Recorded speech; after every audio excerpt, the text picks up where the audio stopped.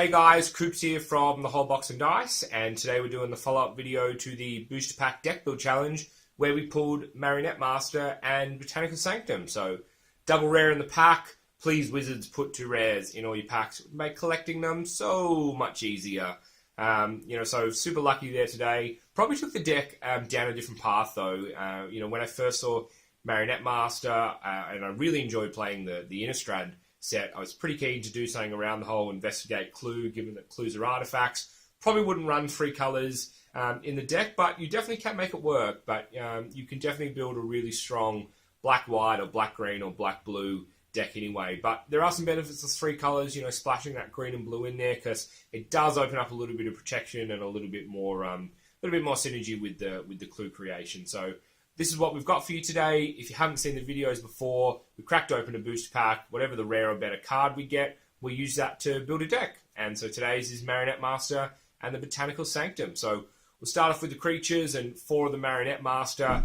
She's the hero. She's the mama of the deck. 4 of her. She's a 1/3 human artificer for 6, so 4 generic and 2 black.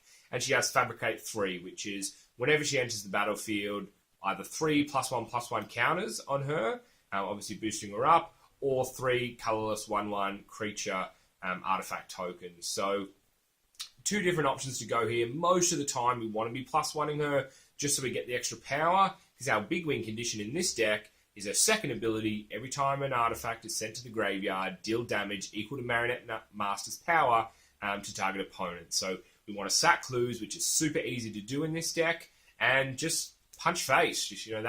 That's the goal, and it's actually a really sneaky deck, because in the first couple of hands, your opponents are trying to work out what's going on. They've probably seen some green and maybe some black, so they're thinking, okay, green, black, delirium, or maybe some green and some blue, and they're thinking maybe it's emerge, or and maybe even blue, black, and they're thinking, oh, maybe it's zombies. But we don't go down any of those paths, so it's a fun deck. We're not trying to knock off green, black, delirium, or red, white vehicles. We're not trying to build a tier 1 deck that just kicks, because there's no other point in this. We want to build decks that are still competitive at your local F&M, and use some of those cards in your folder and in your binders that you maybe not using. So just full disclosure, it's a standard deck. We're not trying to kick off the top of the pops, but it doesn't mean these decks don't have value in themselves. And this one particularly, Marionette Master, is a super, super fun card, and we've got a lot of interaction with her and the rest of the deck. So what else are we running? What are our other creatures? Well, we got 4 Tireless Trackers in here.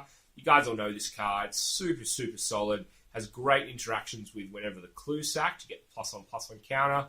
And obviously after turn 3, when you've hopefully got it out, because we're playing 4, you're just getting that card, that card draw from the clues, and you're getting the clue generation from the lands. And it's just a, super, super synergistic card. That's why we're running 4. We're also running 4 Syndicate Traffickers as well. And this card just keeps the combo going. Pay 1, sack a clue, or an artifact, which is going to be clues in this case, put a 1/1 counter on him, and give him indestructible until end of turn, whilst also buffing your Tireless Tracker. There is just awesome synergy here between these 2 cards, and obviously Marionette Master as well. And these cards create a lot of board stalls after the first time you've pulled this off, because your opponent swings in, maybe even looking for a trade, just to kind of take some control back of the game. But suddenly you've made Syndicate Trafficker indestructible.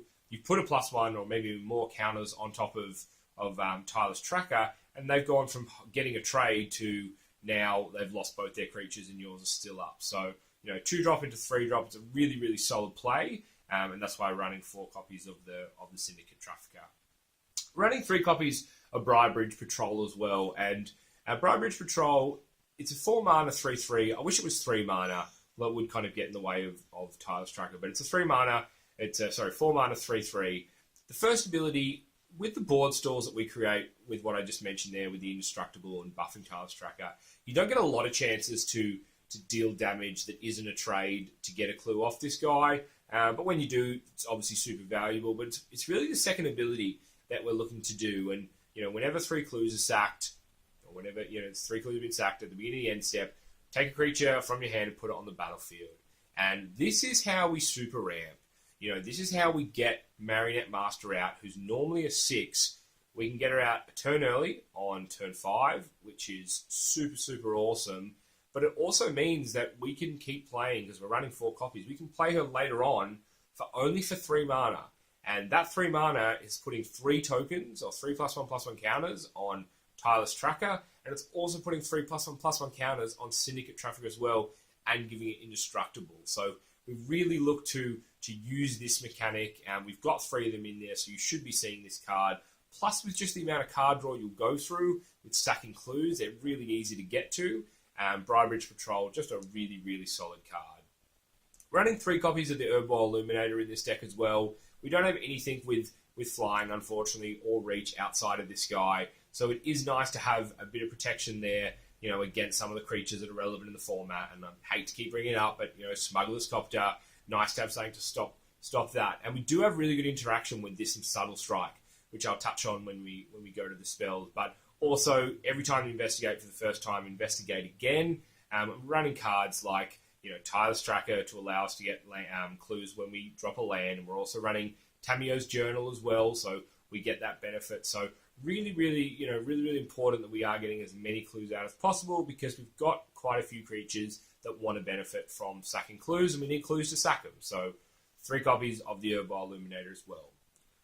I've got 2 slots put aside here for Planeswalkers, purely just to give the deck a little bit more depth and a little bit more functionality here. And to be honest, there's probably no black, green, blue, or combination of those color Planeswalkers in the format at the moment.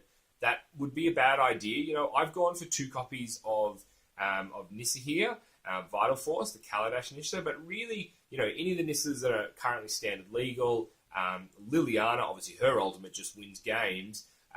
Even Kiora is a solid option here.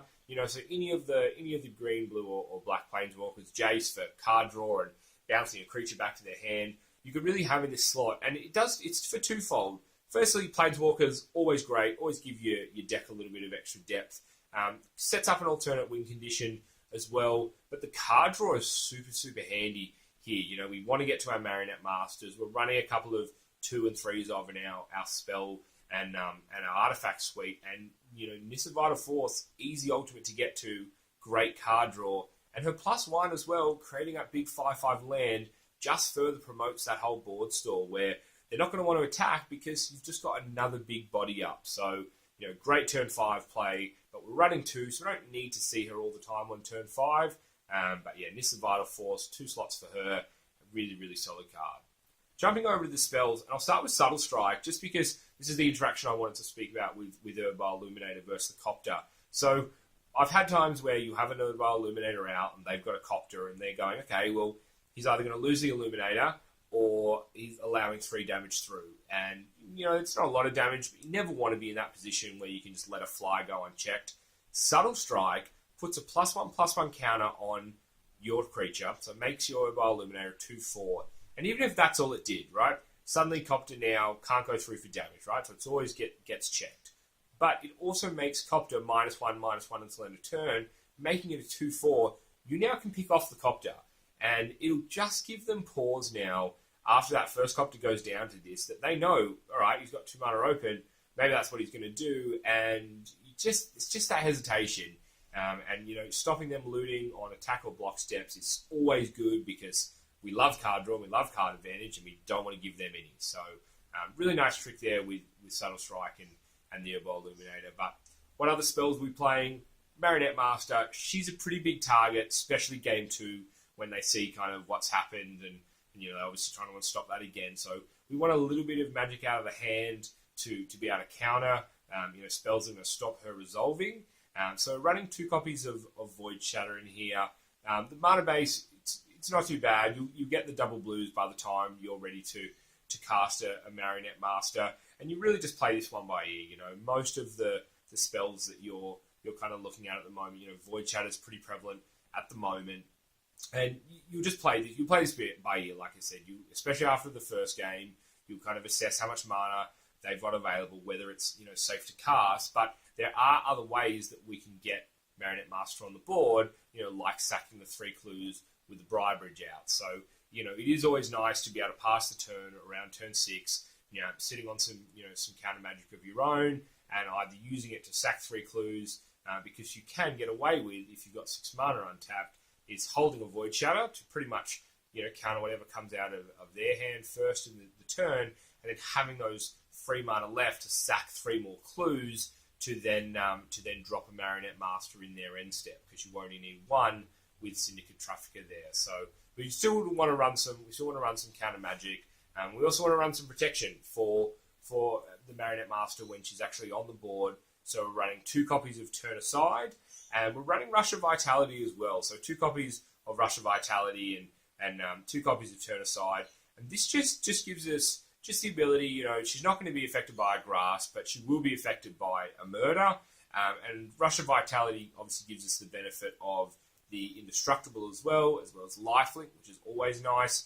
And Turn Aside, obviously, will just redirect things, like I said, like a Murder, away from your creature. And we don't want to lose Marionette Master. We don't have a way of fishing her really out of the graveyard outside of Nissa, so we don't want to be rushing into that, into losing her too easily.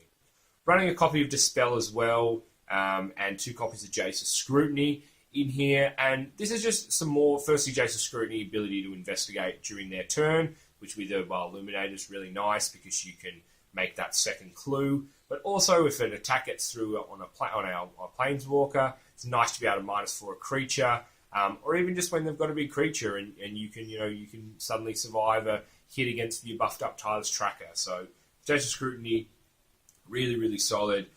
1 copy of Dispel in there as well. Like I said, just a bit more counter magic, just because in game 2, and you'll probably side out some of this and put some more protection in there after the first game, just because they'll know what's coming, and depending on the deck you're playing, they'll probably load up to make sure they've got an answer for Marionette Master somewhere in the game.